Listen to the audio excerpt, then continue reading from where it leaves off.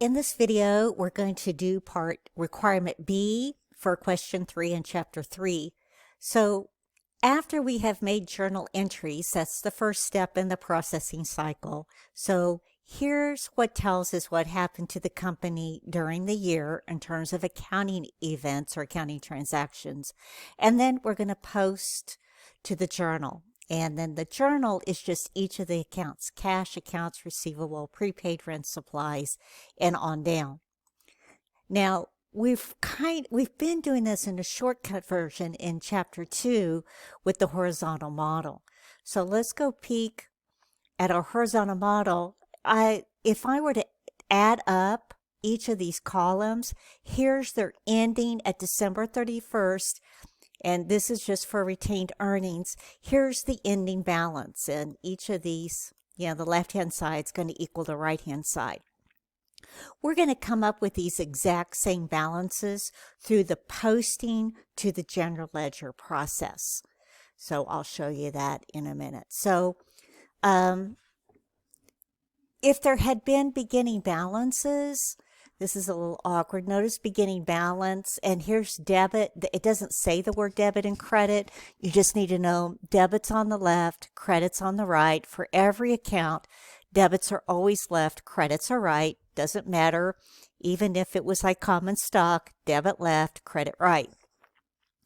Notice there are no beginning balances. Cash, I normally would expect a debit beginning balance. Same thing with prepaid rent. There would be a beginning balance here, but there isn't in this problem because this is the first year of operation, so there are no beginning balances. So all we're going to do then, I'm going to show you this after the fact, but I suspect you understood posting from the lecture video by the author. But in the first transaction, cash is debited $45,000. This all is blank in your problem. All of this is blank. You're going to put the date, January 30th, and you're writing in on the debit column the $45,000. And that's all you would see. All this rest would be blank at that point in time. Debit cash. Also, in that same transaction, common stock was credited. So then you go down to the common stock account. Again, no beginning balance. This time on the credit side, you'll write the date, January 30th, and you put that $45,000 in there. So you're putting a $45,000 debit, a $45,000 credit.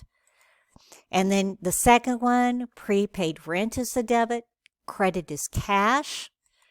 So the prepaid rent, again, you're going to put the date of February 1, $24,000, and you would go up to the cash account on the credit side, give the date February 1, and put the credit in. You're posting debit and credit. And then you just keep doing that, transaction after transaction. Supplies and accounts payable. So your debit to supplies, and you go down to accounts payable, and you've got the credit right there for April 10th.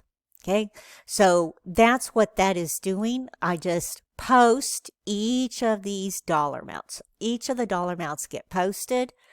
And then when you're finished posting all of those numbers, then you will arrive at an ending balance. So for assets, remember debits are positives. So for an asset, I add the debits, and then I subtract all these credits, and I will get $39,900 as my ending balance.